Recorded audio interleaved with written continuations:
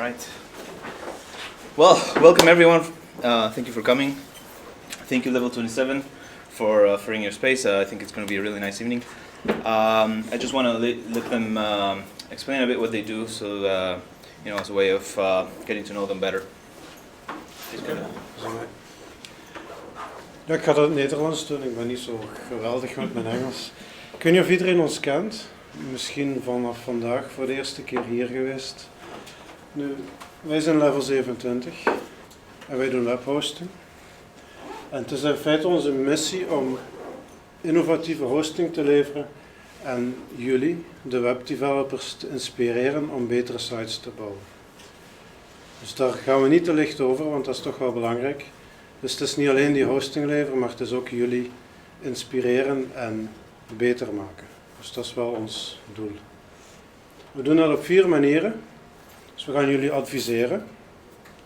We gaan jullie adviseren op verschillende manieren. Maar vooral, we doen dat op een no-bullshit manier. Want in de hostingwereld, daar wordt heel veel geleuterd. Er wordt heel veel gezaagd over van wij doen autoscaling, wij doen dit, wij doen dat. Dat is eigenlijk allemaal niet nodig. Dus wij kijken eigenlijk wat er nodig is. En wij adviseren u op een fatsoenlijke manier wat dat je nodig hebt. En dat is wat wij doen. We hebben daar dus een mening over, we hebben ervaring en we stellen een architectuur voor u op. Helemaal zoals het nodig is voor uw project. Niet meer, maar ook niet minder. Dus dat is in feite wat wij doen bij het adviseren. En graag willen wij dat zelfs doen tijdens uw development. Dus vandaag werkt het niet meer dat je gewoon iets maakt op je laptop. En als het klaar is, geeft je dat aan ons en je zegt maar oké, hier is het en zorg maar dat het werkt. Ja, dat werkt meestal toch niet meer. Dus graag willen wij daar ook bij helpen tijdens uw ontwikkeling. Dan zit je natuurlijk online, maar hoe geraakt je online? Ja, dat is met deployment. En ook daar helpen we u mee. Magellanes, Jenkins, buildservers, migraties. Wij doen dat allemaal voor u. Of wij helpen u daarbij dat je dat zelf kunt. Dus dat zijn allemaal dingen die wij doen.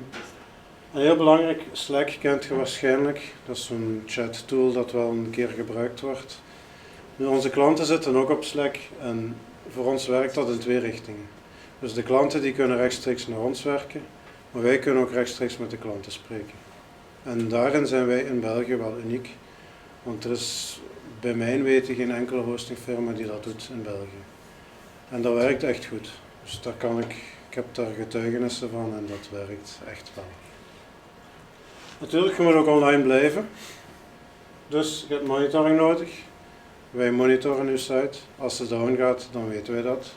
Dus jij moet ons niet gaan bellen om te zeggen dat uw site down is. Dat is nu niet echt de bedoeling. Wij gaan dat weten. Je kunt rapporteren, maar wij zorgen ook dat uw systeem geüpdate wordt. Dus in feite ja, we zorgen wat elke hoster zou moeten doen, maar we doen dat goed. Dus we zorgen dat uw systeem blijft lopen, dat dat geüpdate wordt. Dat zijn allemaal de belangrijke zaken natuurlijk.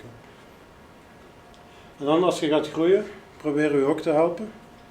Niet door te wachten tot uw server plat gaat onder 50.000 bezoekers, maar door eigenlijk op voorhand al te gaan kijken van hoe gaat dat hier verlopen. Dus er is een bepaalde tool, ik weet niet of jullie New Relic kennen. New Relic is wel vrij goed daarin, dus je kunt echt in de applicatie gaan kijken. Je kunt gaan zien hoe ze zich gedraagt onder de huidige load. Je kunt gaan voorspellingen maken hoe het beter kan, hoe het gaat gebeuren als er meer load opkomt. Dus het zijn allemaal diensten die wij aan jullie aanbieden, zodat jullie zich op de code kunnen concentreren en wij de operations doen, dus zorgen dat de boel online blijft. En dat is in feite waar wij voor staan, in 4 korte stappen. En dat is eigenlijk alles wat ik wil zeggen. En het is nu aan onze spreker, denk ik, voor vandaag. Just wanted to introduce him also. Kenneth, I'm very happy that he's talking today. He's coming here for quite a while. It's always really nice to have someone off our own meetup speaking. And so, with that note, I also wanted to leave you the challenge of hopefully that some of you would also come to me and we can arrange some talks for the rest of the year. Go for it. So, Kenneth, thank you, and it's all yours. Okay. So, I'm gonna be talking about the power of the soft skill, a little bit of a forgotten part of the skill tree. Now, I have two disclaimers before I start. One, this is my first talk ever, and the first time I'm giving this one as well, so go easy on me, but please give me feedback at the end of the talk. I would love to grow in becoming a better speaker. Disclaimer 2, I woke up this morning feeling like a bus hit my face. So I have a serious cold, so if my voice goes away or something like that, just give me a heads up and I'll try to improve that part. Okay, so who am I? I'm at Agilix on Twitter. I have my own little company on the side, but I'm currently a consultant for Board, and I'm working now on a Silverstripe application at Famous. And I'm very interested in all things, not only technical, but also the non-technical parts of development and everything that goes around it. So this is one of the reasons why I'm holding a soft skill talk. Now, what are soft skills? Who here has heard about soft skills? Okay, a few hands. To understand what soft skills are, we need to go and look at the opposite. And what are the opposite of soft skills? Hard skills. Hard skills is something we all know. It's something we are taught in school every day when we were back in school. And hard skills are defined by being very measurable. You can measure how well you are in a hard skill. You can take a test, you can do exercises depending on what kind of skill it is to see how well you are in that skill. So they're very defined, very measured, and very specific.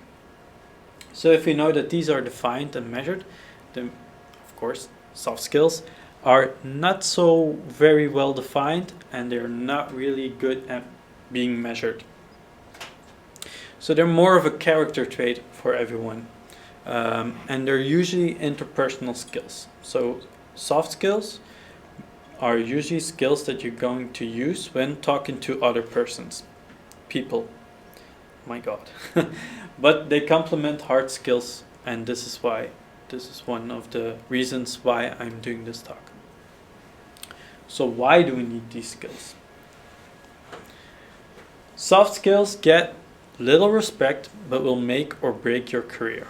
And this is a quote by Peggy Close, who has written 2 books about soft skills. And I highly recommend you read them because they're very interesting if you want to develop your soft skills. Now, research by Harvard University, the Carnegie Foundation and Stanford Research Center proved that 85% of your job success depends on your soft skill or your people skill. And that's a high percentage if you think about it. Only 15% of the success in your job depends on your technical knowledge, so your hard skills. But in contrast, we only spend about 28% of budget for training on these soft skills, which is a very different contrast. It's a very low percentage if you look at what we actually use it, of how much we use it. So that's one of the reasons why we need to give more focus on these soft skills. Go ahead and read the little comic.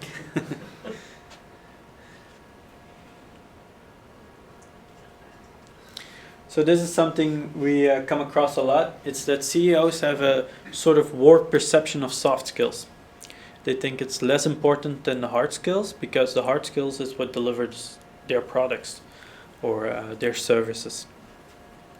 Well, in fact, it's actually something you really, really need to improve or to work better in a team or with your client. So when do we use these soft skills? All day, every day, and you do it without even knowing. When you're talking to someone, when you're trying to solve a problem, when you go on about your day, all the time you're using your soft skills. So which of these skills are important to us as a developer or in the IT world? So I've taken a few of these skills list them here, and in the next section we'll go over them again and see how we can improve these, or what the points are that we need to focus on. Communicating. One of the top soft skills, and everybody knows this somewhat in their mind. So it's the most common entry, and it doesn't matter if it's verbal or non-verbal. Everything you do around communicating is a soft skill.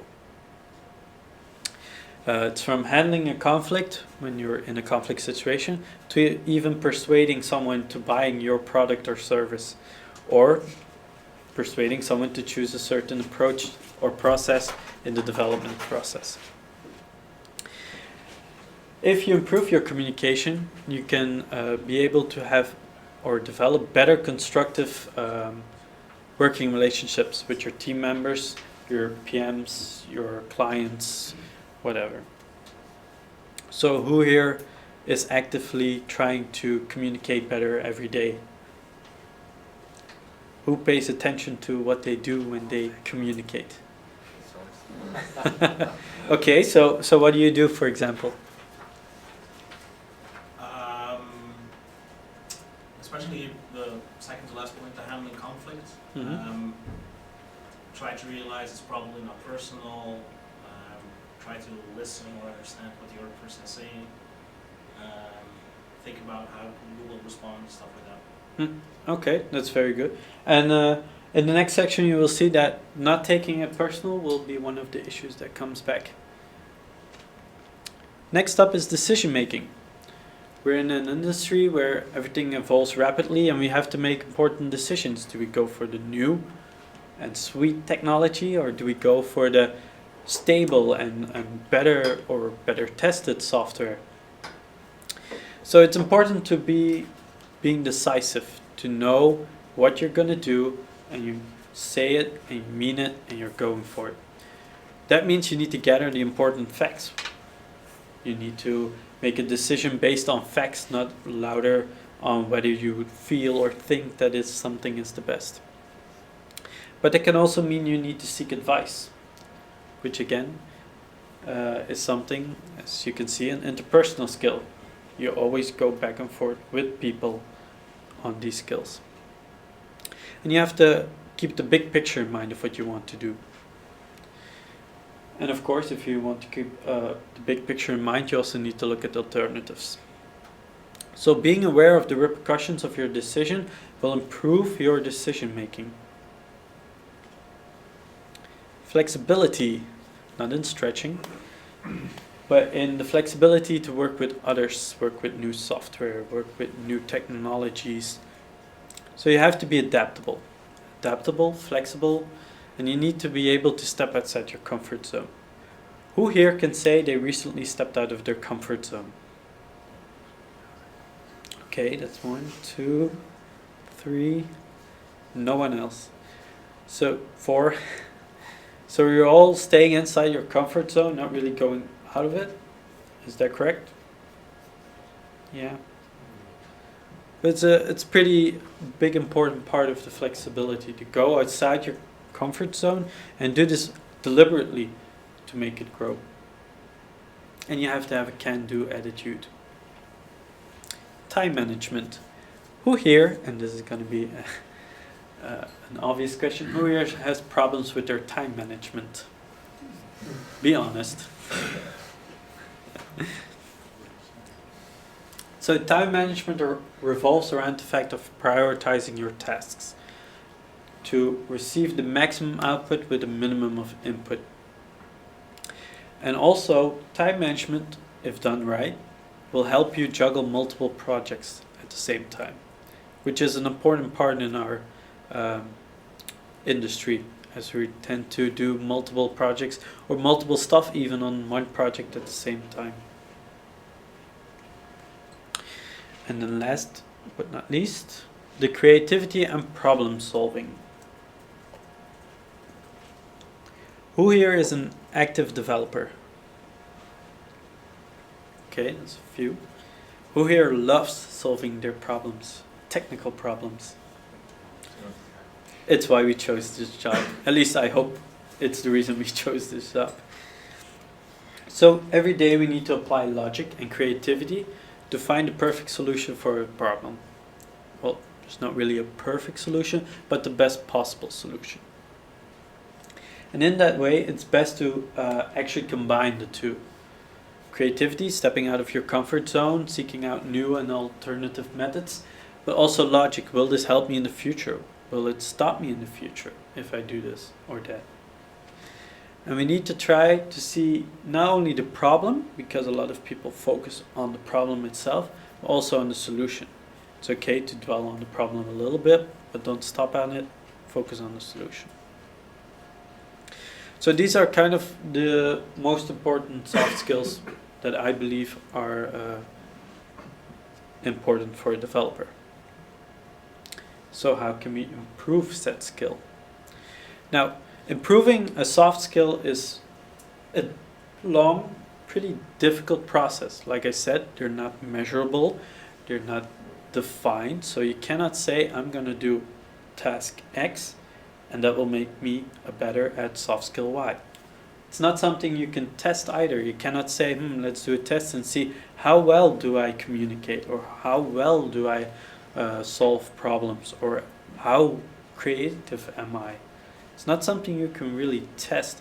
You can feel it somewhat. You can say like that person is really good at communicating, but you can never say he's like on 10 that good of communicating. But there are a lot of things we can mind and we can watch that will help us improve these soft skills. For communicating, very important, the eye contact. For example, like me, I'm a speaker right now. If I would sit here, or stand here is the better word, and always look at Gabriel, you would all feel left out.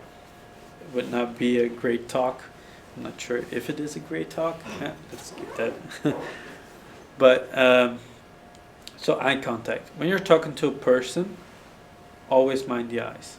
When you're talking to a group, try to focus on everyone. Now there's a little trick.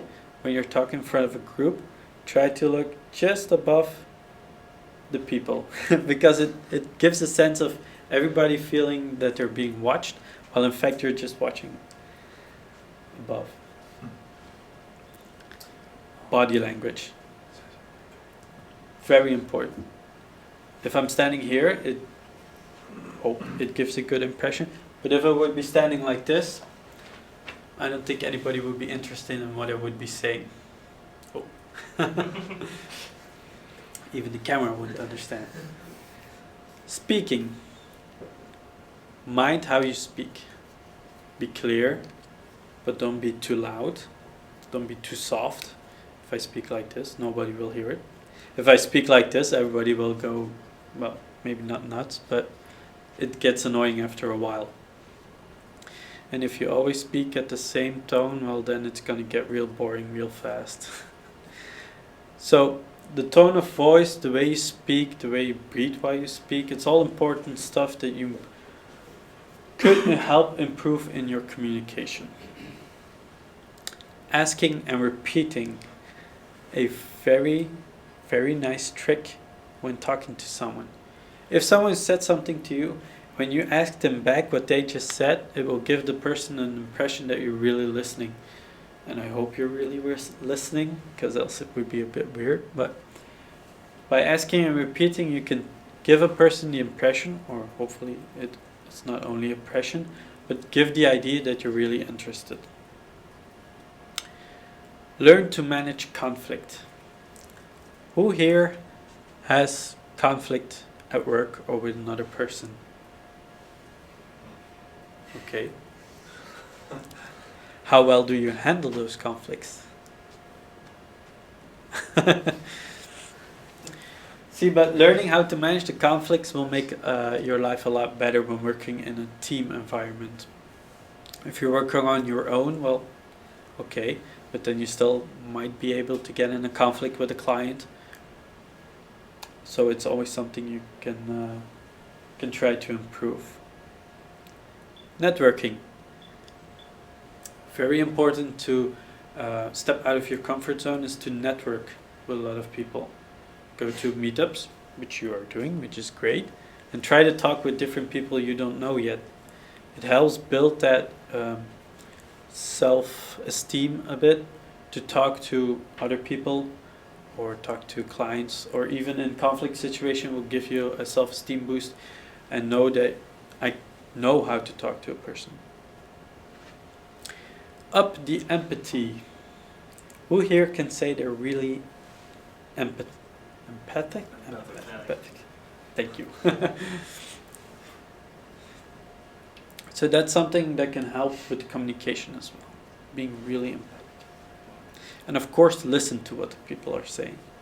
If you're not listening and you're standing there and drifting off with distractions all around, well, it's not going to be a very great communication channel.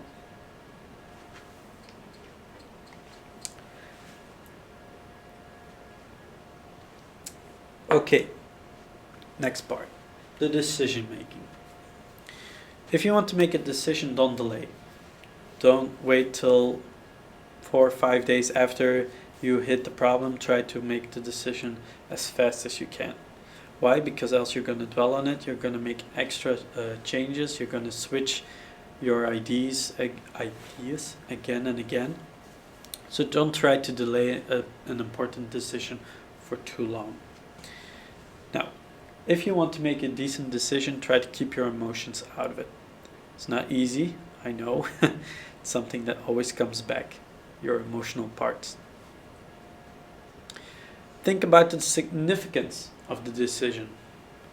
If it's something like, hey, what am I going to drink today? I mean, don't dwell on it. Just choose something.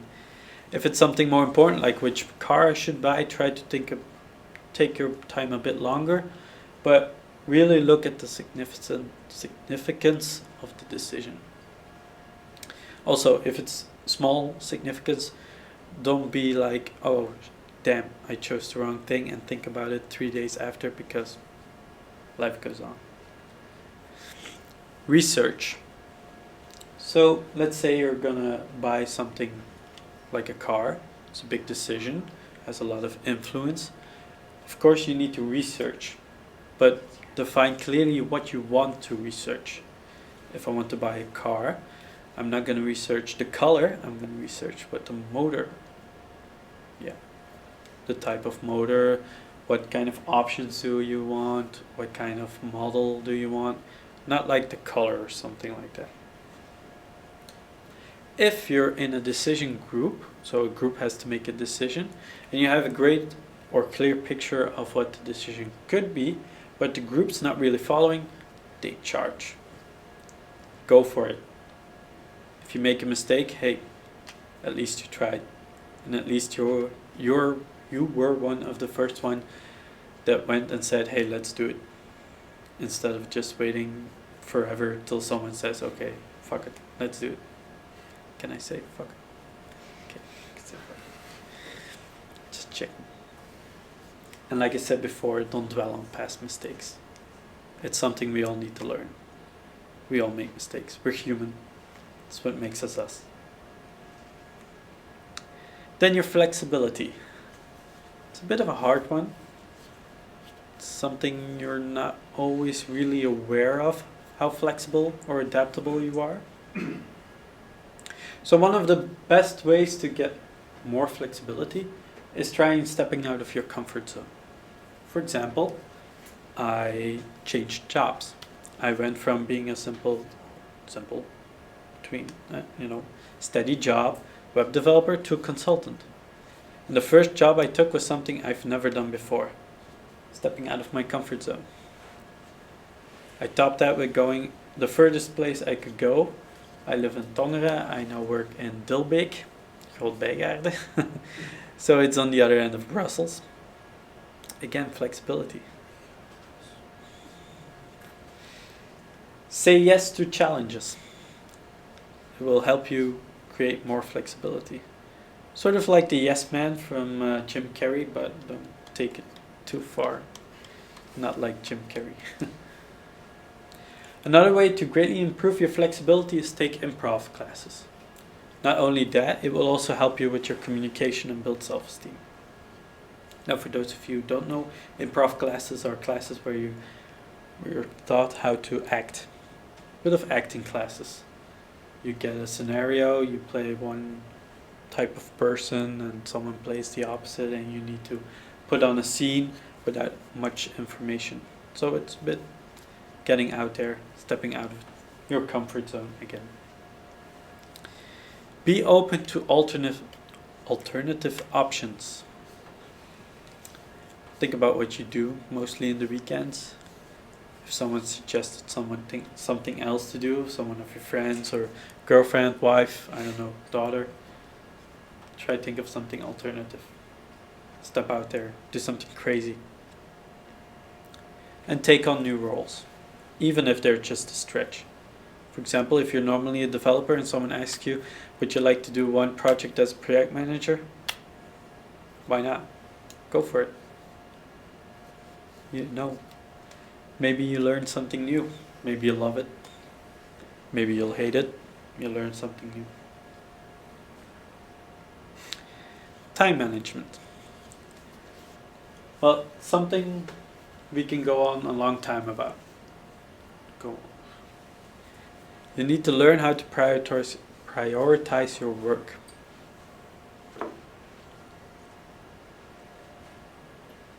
So what is the most important thing you need to do today? Has anybody heard about swallowing the frog? No. Swallowing the frog is a saying that was invented back in the 1800s, meaning that whatever you do, the first thing you need to do is the worst thing you need to do. Swallowing the frog comes from this professor who said, if you get up in the morning, you take a frog and you swallow it, that's the worst thing that can happen to you all day. Everything from there will be a breeze. So think about that when you're trying to prioritize your tasks. Set the worst one first. Believe me, you'll get through it, and the rest of the day will seem easy. What we tend to do as humans is to, everything that's hard or difficult, we tend to push it forward. And then you go and do the easy tasks, and by the end of the day or at 2 or 3 o'clock you're tired, and you still have one to do, and it's the worst one yet. And it will make your day very hard. Schedule them. Oh wait, delegate tasks. That's a fun one. If you know something is a task that you would not do as well as someone else in your team, try to delegate. Discuss it, communicate it. Just don't go assuming he will do it, but try to delegate it. Schedule your tasks. We tend to, like I said before, push everything forward. If you plan in your next morning at 9 o'clock, I'm going to do that whole frog thing, and you're going to the office, you get there, first thing on your calendar is the frog thing, it's best to do it. You will be more focused on doing it because it's on your calendar. Avoid procrastination. We all tend to do it once in a while. Saying like, I don't feel like it, let's just forget it. I'm gonna watch something for a while or read a comic or I don't know what. Try to avoid it. And if you have a problem with that, try to break up your tasks in little items. It will help a lot. If, for example, you need to implement a RESTful service, don't go and think of it as I need to implement a RESTful service. Try to think of it as let's make first the config file. Okay, we got a config, let's try the client. Let's do this, let's do that. Try to break it up in small items. You can even already do it when you're scheduling your tasks. Learn to say no. It's a fun one. Whenever there's something you think like, I'm not good at it, or I don't want to do it, or it's not going to work out when I do it, just learn to say no. Or time, or any of other issues that's of real importance. And keep focus. Now, creativity and problem solving. To become better at it, you need to understand what your problem is. So define it clearly. I've seen people go and attack a problem of which they didn't even know what the real problem was. And if you know what your problem is, then try and focus on the solution. Don't dwell on the problem. And think laterally. Think multiple options. Don't just think of one and go for it. Try to think of multiple options. What are the solutions that we can implement, and what are the causes? What are the effects? Simplify. A problem can seem really big, but when you try and look closer at it and simplify, it might be one little item that you know the answer to.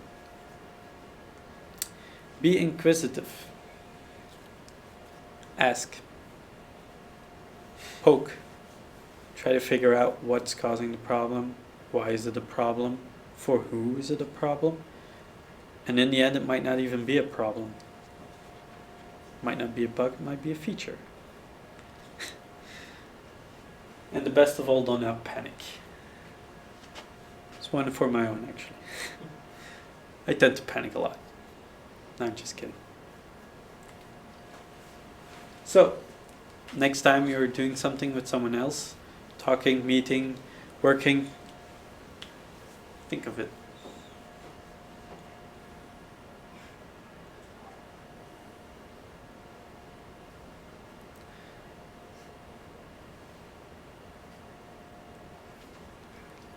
Okay?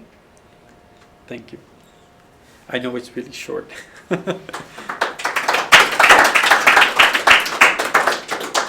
Any questions? Isn't a hard part of developing or working on your soft skills is that it kind of makes you feel vulnerable? Yeah, and it's part of stepping out of your comfort zone. Yeah. Because Did you you, also experience that when you yeah. do different things? Yeah. So when I first started off working in Brussels as a consultant, and I got the project in front of me, the first thing I did was panic. Not, of course, not towards the client, but in my head was like, oh shit, what did we do? Should have stayed. But then, you just push through it, and you think like, fuck it, I'm gonna do this, I'm gonna do it well. And then, in a while, pieces start falling together. Try to do it step by step. Of course, if you get a to-do list of 50 items, don't go and scroll every 50 items. Try to, when you first start off, maybe prioritizing isn't really the most important part. Maybe it's like more, or what I tend to do is find the smallest, easiest little tasks to get me familiar with the new environment. Something like adding a new page, adding a custom page type, if we're talking CMS style, of course. And from there on, work further and further. Okay, we have this, so new entity. Okay, now we can have a look at the RESTful API, stuff like that. But it does tend to make you vulnerable. It also helps develop your mental hardness. Is it hardness? No. Any other questions? Do you see any particular of these hard skills lacking in general in developers that you would say, developers generally don't have that one? Hard or soft? Soft skill. Soft skill. Communicating. I'm a developer myself, but I've been a project manager as well on several projects. And one thing I noticed then is communicating. They tend to think like, okay, that will be it, I'm just gonna do it, and then in the end I need to say, what did you do? Well, I did that. Why? It's not what the client wanted. So communicating is one of the few soft skills that really needs, but it's not only developers, it's also clients, project managers, it's everywhere. I think it's interesting, the statistic you brought up. It said that 85% of the soft skills, 85% of your career advancement is made up of soft skills. And you notice that how often do we think that our managers are stupid, they don't have the technical knowledge, or the only thing they can do is talk a lot.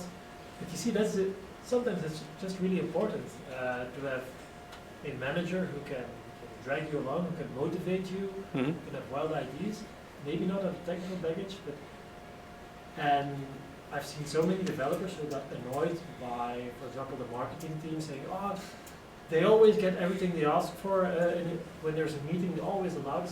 It's like, yeah, of course, if you never say something, then people will never know what you want. Mhm. So we tend to look at things, yeah, of course, from a technical perspective and judge people on their technical expertise, but forgetting that people don't see that as us. Yeah. I'll tell you, I've worked at 4 places now. I'm at my 4th place now. The first one, they wanted a meteor. I just graduated. I told them, fuck it, I can do it. We'll get there. Just pure communicating. I didn't even have to show my hard skills, and I got hired. Year after that, I went to a different company. They said, we're looking for someone who knows Zend. Didn't know Zend. I just talked my way in. Did I do the Zend part? Yeah, but when I got there. Third one, they looked for a Symfony developer. I only have Zend experience, but hey, I can make it work. I got in, and it's all part of soft skills. At your current job, you also told us you don't know the current framework. Yeah, but the client already knew it because it's something that apparently in Belgium almost no one knows or no one uses. Better yet. So, but yeah, soft skills, and I think it was most apparent to me when I became a consultant is that soft skills can really drive the way there, because I've noticed a lot of people who say like, yeah, I take on jobs and I just bullshit my way in and then we'll get it done without even knowing the hard skill in front before the start. Because what is the worst thing that can go wrong is that you can't do the job, and then it's not a disaster if it goes wrong. No, but then it's the communication part where you can say on time and admit to yourself like, I cannot do this. And you can, and it's on your own ego then to be able to say like, dude, I fucked up, I can't do this, we need to find someone new. Yes. Do you think developers need professional help to improve their skills? Is there some organization who provides training for that? Do you know some? I know there is a woman named Nele Vrezen. She lives in Hasselt, and she works particularly with project managers and company leaders on their soft skills. So there are companies who I do think that. that's interesting, because it's nice enough to have guidelines, but Mhm. on top of that you can have the professional help to get further than that. But I think one of the main reasons, because 28% was only used for soft skills training, I think a lot of people who look at the soft skill trainings notice that they're way more expensive than hard skill training. Yes. Because I saw a Symfony 2 training once that was, I don't know, 500 euros, and a soft skill training was easily 1,500. And if you only have a budget of 1,200, then yeah. Then you're stuck. How much Yeah. was you're following a training for sales? Following the training, it's called, it's for small business to help develop your business. It's not cheap, no. You cannot tell it cheap, no. Yes, yeah, it's important to But have it's those worth skills. it. Yeah, I think it's worth it. But yes, it's more expensive than just another symphony training or something like that. Yes. Yeah. Of course. Maybe because the symphony trainings are too cheap. No, it's a possibility that No, there are always the like we always say, oh, that manager, why does he get that much money and I only make this much? No, Because they know what they're doing. it's because those technical trainings are aimed at a very small subset of people. And then the communication, the soft skill meetings are a very large audience, and they can put the price on that. It's basically demand and offer and demand. The thing is also, it's easier to learn a hard skill on the internet than a soft skill. There are a yeah. lot of blogs, Yeah. videos, tutorials, in which you can learn a skill.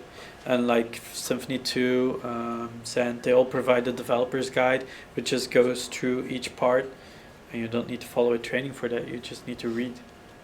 Has anyone here ever had trainings like this provided via the company? Yeah. KBC. Yeah, for example, KBC, and I know CSC, the big consulting company, they all also send all of their new employees on a training. I worked with on a project, I wasn't there via CSC, but I worked with CSC people, and I was joking with their, I call it their etiquette course, learn how to speak with people, but it's, yeah, they wouldn't do it if it wouldn't be successful. But of course, there were people like me, engineers working at CSC that said, boring training where we learn how to say hello and blah blah blah. It feels weird that it's in a true works. Today we learned it's about. Yeah. Okay. Okay. Paul, thank you.